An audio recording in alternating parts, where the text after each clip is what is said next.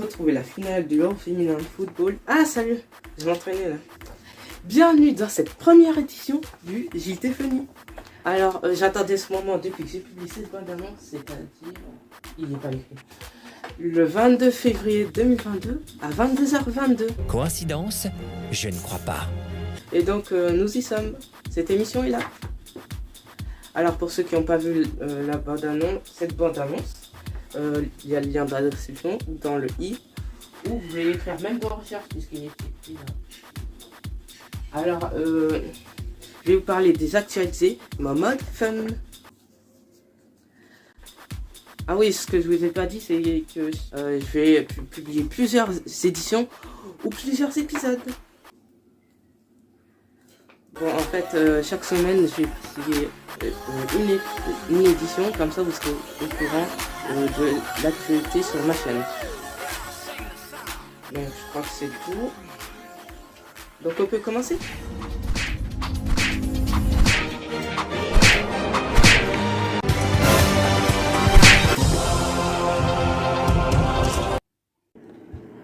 Le 27 juillet à 21h a eu lieu le dernier match de la demi-finale qui a posé la France contre l'Allemagne au MK Stadium. Bon, comme j'étais pas là pour regarder le match, comme vous avez autre chose à faire ce mercredi, je vais vous raconter ce qui s'est passé durant le match. Et pour cela, on va regarder le résumé qui nous vient de l'appli TF Info. Donc moi, je vais regarder sur le site.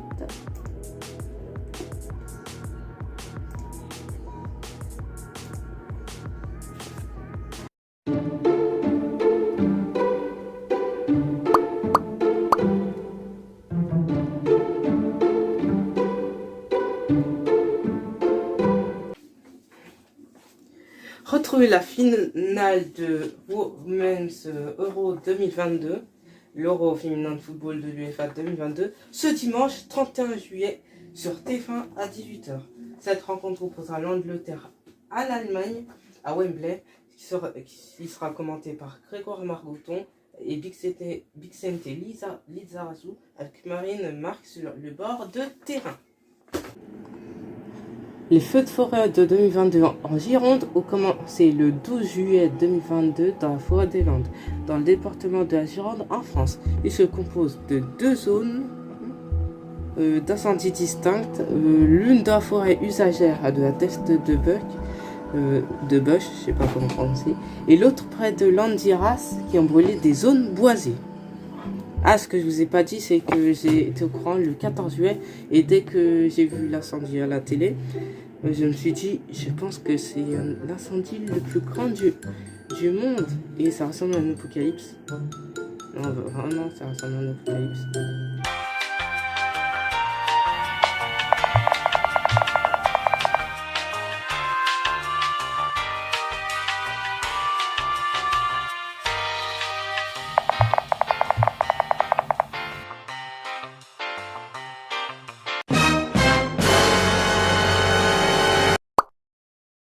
Non. Sur les images comme la vidéo du 20h de TF1, on voit les pins calcinés sur des kilomètres. Ils ont les pins brûlés.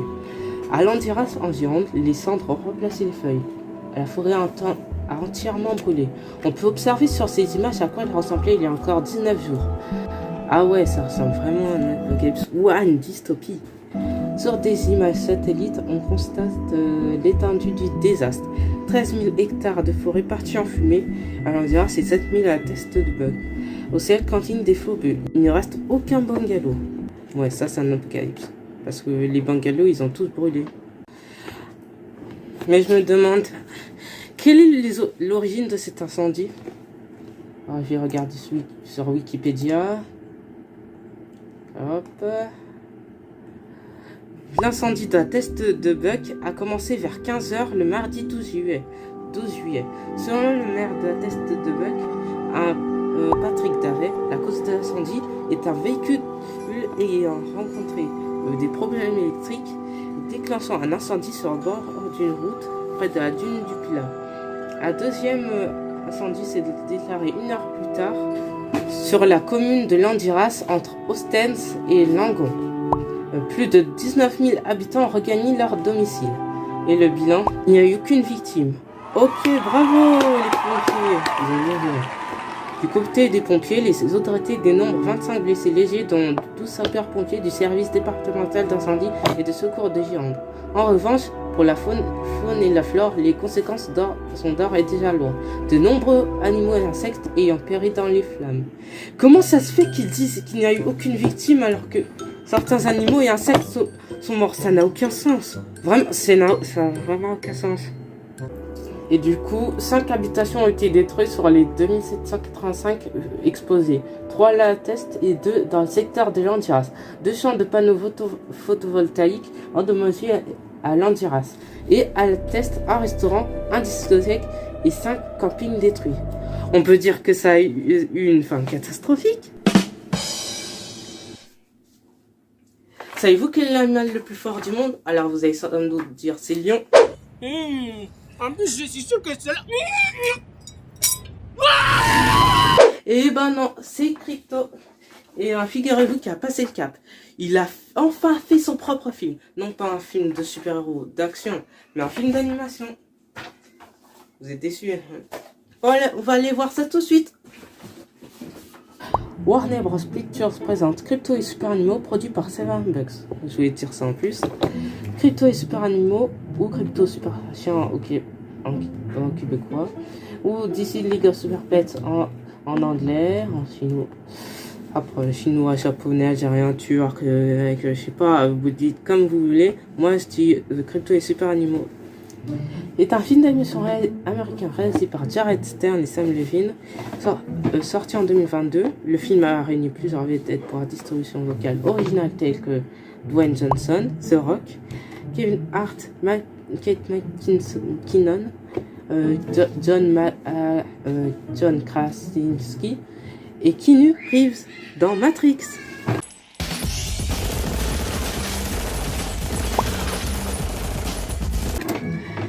Il y a aussi avec les voix françaises de Muriel Robin, soprano, et Denis Brognard dans Koh-Lanta. Ah! Vous préférez la VO ou la VF? Dites-le moi dans les commentaires. Le film reçoit d'excellentes critiques mondiales. Bon, on va critiquer ce film après. Crypto est le chien de Superman dont il partage tous les pouvoirs. Vol, force, vision laser, etc. Best friend forever, quoi. Il vit sa meilleure vie jusqu'au jour où son maître et toute la Ligue des Justifiés est capturé par Lex Luthor et Lulu, au cochon d'Inde. Ah, je savais pas que Lex Luthor avait un cochon d'Inde. Franchement. Et qu'il perd tous ses pouvoirs. La Ligue des Justifiés, bien sûr. Pour sauver les super-héros, Crypto, le chien de Superman, va devoir s'allier aux animaux d'un refuge, qui, eux, se trouvent dotés de nouveaux pouvoirs. Il décide donc de former une équipe d'animaux super pouvoirs pour aller les sauver. Ensemble, Crypto et ses amis courageux, mais assez maladroits, vont tout faire pour vaincre Lulu et Lex Luthor, parce que Lulu, je crois que c'est un méchant dans le film, et sauver la Justice League. Problème, ces animaux sont aussi sympathiques que maladroits. Ah. Bon, on va regarder la bande-annonce. Lui, c'est Crypto, Debout, flemmard, il est promenade des cas. le meilleur ami de Superman. Ils sont comme des frères. Veille bien sur notre fils. Et lui aussi a des pouvoirs. Ensemble, ils font des trucs trop stylés. Et qu'est-ce que j'ai là? Pouet brousse. Et plus loin. Faudrait mieux que ce soit un produit dérivé officiel, sinon je deviens méchant.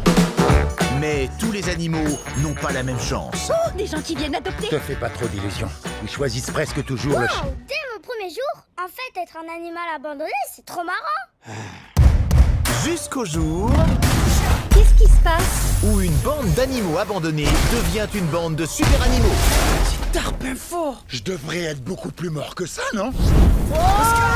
On n'est qu'une bande d'animaux sans maître fixe.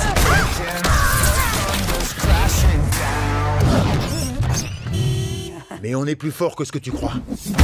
Il vaudrait mieux, car ils vont devoir affronter la pire des menaces. Je suis Lulu et tu vas t'agenouiller devant moi, espèce de...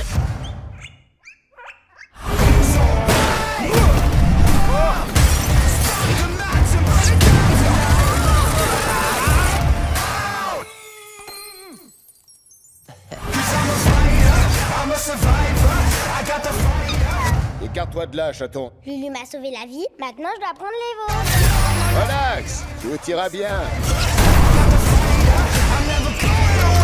Vous voyez? Ça va le faire. Bon, on va critiquer.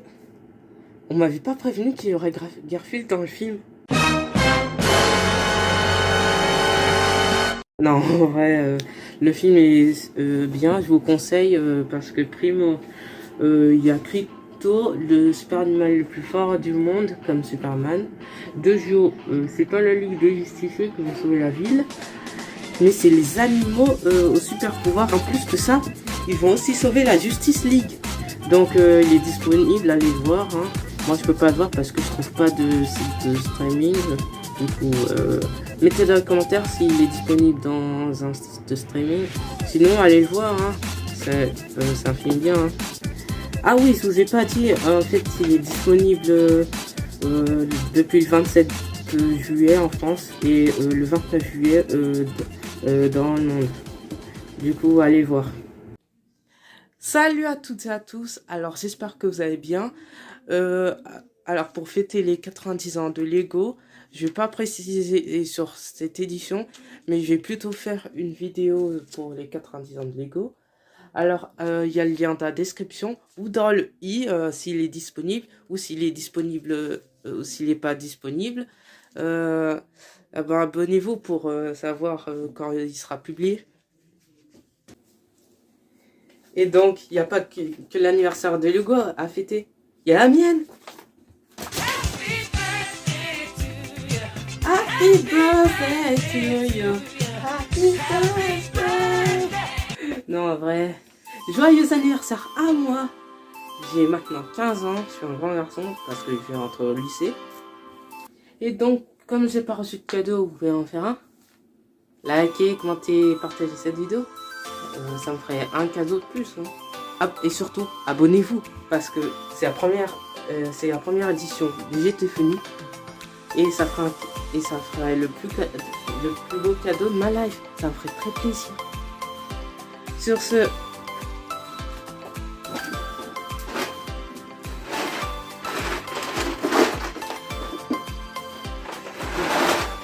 moi je vais jouer au Lego. Et on se retrouve une prochaine fois. Et pour une autre édition. Sur ce, ciao! Ouais, c'est une fausse marque, je sais. Et alors, je vous ai tout dit.